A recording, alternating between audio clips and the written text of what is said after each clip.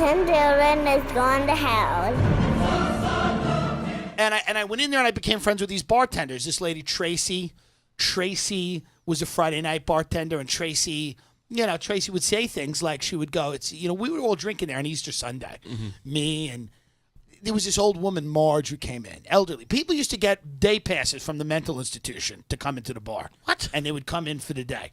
They would get the day pass from the institution. They'd come get plastered. Jesus. And then they would go back. So it was that kind of crowd. Yeah. This lady, Jen, lunatic, lived in a state-run facility, used to come in and she goes, we're having a big party for the firemen. I said, well, that's nice. She set up all these chafing dishes with no food in them or anything.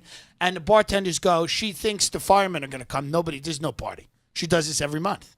She'd set up a party. She put fucking things around the bar like they were going to come in. Nobody came in. And we were all disturbed by this, and she's like dancing around. I spent Christmas Eve there one night.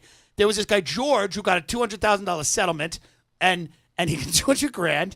And this lady, Carol, his friend, like some kind of like whore, stole it, took all his money, like made him spend it on her, and he was living in his car outside of the bar.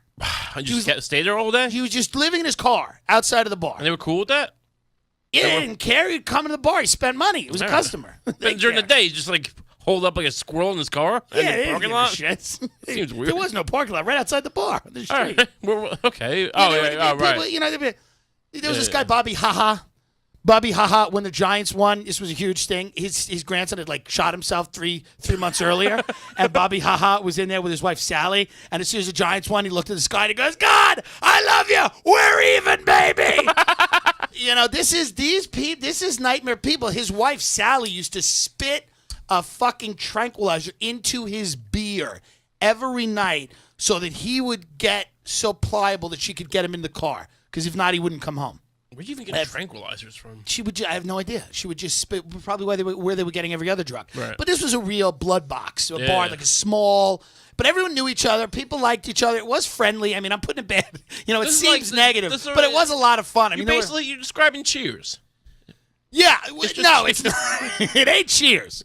But who are you, Norm? You the Norm? It's good. This is Fears. Fears. There was this old lady, Marge, who would come in. She shit herself once and shit right on the floor. And her daughter, how you shit? Was she a skirt on? Yeah, she's an old woman. She had a skirt on. Shit on the floor.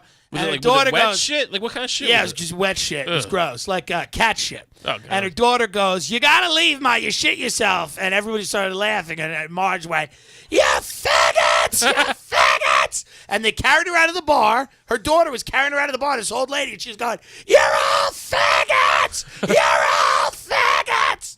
I mean, how do you not go back to that bar? How do you not go back? How do you go to a sports bar after that?